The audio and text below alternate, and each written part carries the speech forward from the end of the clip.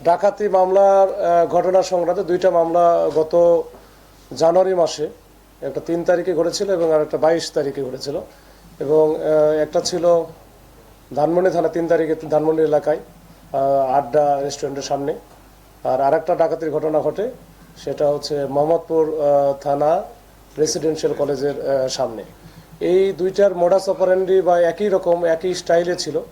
তো এটা নিয়ে আমরা যখন মনে করলাম যে এই দুইটা যখন ঘটনা ঘটে এবং মামলা হয়, ডাকাতির মামলা হয়, এটা ঘটনাটা ছিল এরকম যে চিটাগং থেকে ট্রাকে করে বিভিন্ন মালামাল, বিশেষ করে তেল, সয়াবিনের তেল বা পাম অয়েল তেল, এগুলো নিয়ে যাচ্ছিল উত্তরবঙ্গের দিকে। ঢাকা শহরে ঢোকার পরে তারা যথারীতি যখন যাচ্ছিল, এই প্রথমে ধানমন্ডি থানার এই যে আড্ডা যে রেস্টুরেন্ট আছে ওর সামনে এসে পৌঁছলেই কিন্তু দুইটা মাইক্রো, সাদা মাইক্রো আর কি, এরা এসে ওই যে ডিবি পরিচয় দিয়ে প্রথমে থামায়া তারপরে এরা ওই নিয়ন্ত্রণ নিয়ে নেয় ট্রাককে তখন উল্টা দিকে ঘুরে আবার তারা এই চলে যায় বিভিন্ন দিকে, বিশেষ করে প্রথমটা চলে যায় মুন্সিগঞ্জের দিকে। পরের যেটা ঘটনা ঘটেছিল ওই একই কায়দায় এই ট্রাক সহ, ট্রাকের ড্রাইভার সহ, হেল্পার সহ এরা নিয়ে যায় 300 ফিটের ওখানে, ওদেরকে চেতনানাশক যে ঔষধ খাওয়ায় জোরপূর্বক ওই অস্ত্রের মুখে, বিশেষ করে চাকু এবং ছুরির মুখে ওদেরকে ফেলায় দিয়ে এরা নিয়ে ট্রাক নিয়ে চলে যায়। তো পরবর্তীতে আমরা মামলা হওয়ার পরে এই ট্রাক দুটো উদ্ধার করা হয় পরিত্যক্ত অবস্থায়। এটা দুটাই পরিত্যক্ত অবস্থায় উদ্ধার করা হয় মোটামুটি মাওয়াঘাট বা মুন্সিগঞ্জের ওই এলাকায়। তখনই আমাদের ধারণা হয় যে এটা কোনো যে চক্রটা কাজ করতেছে, চক্র নিশ্চয়ই ওই দিকে বা ওই এলাকায়, মুন্সিগঞ্জ বা ওই এলাকায় হয়তো মালামালগুলো ডেলিভারি করেছে। তো ওইটা সূত্র ধরে আমরা কিন্তু কাজ করি। আমরা তথ্য প্রযুক্তি এবং স্থানীয় যে গোপন সংবাদ, এই দুইটার ভিত্তিতে মূলত কাজ করা শুরু করে একটা পর্যায়ে আমরা গুরুত্বপূর্ণ তথ্য আমরা গ্রহণ করতে পারি যে এর সাথে কারা কারা ছিল, শনাক্ত করি আর কি। শনাক্ত করার পরে আমরা প্রথমে 4 জনকে ধরি আরও কয়েকদিন আগে। তো ওই 4 জনের কাছ থেকে আমরা মূল যারা এর সাথে আরও যারা ছিল তাদেরকে আমরা খুঁজতেছিলাম। মেইন যারা ছিল, বিশেষ করে এখানে জাকির নামে একজন আছে, ওর নামে প্রায় 20-এর অধিক মামলা আছে এবং সে এটা টিম লিডার, জাকির হাসান ওরফে তৌহিদ। তো এই ওকে ধরার জন্য আমরা গত কয়েকদিনের খুব চেষ্টা করতেছিলাম এবং এরা কিন্তু প্রতিনিয়ত সারা ঢাকা শহরে চষে বেড়ায়। এদের নিজস্ব মাইক্রো আছে, এটাতে করে এই একই স্টাইলে একই কায়দায় বিভিন্নভাবে এরা ডাকাতি করে, ছিনতাই করে।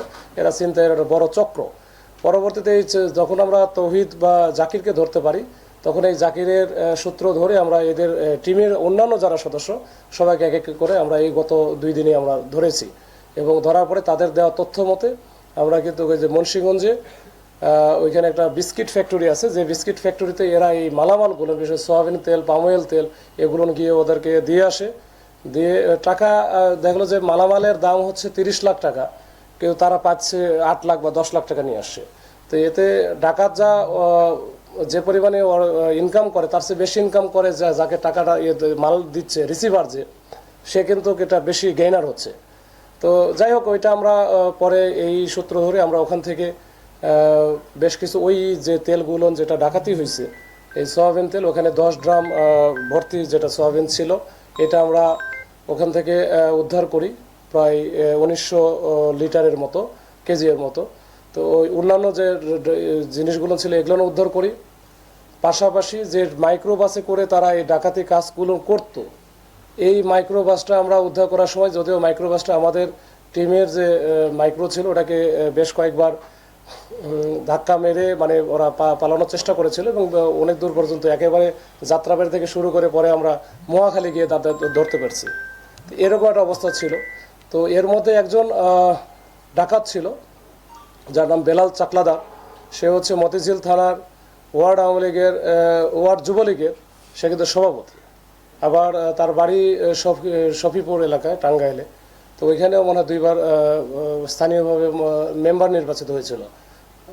তো এরকম আর কি তার প্রোফাইল। এবং সে গত যে বৈষম্যবিরোধী ছাত্র আন্দোলনে 2টা মার্ডার মামলারও আসামি।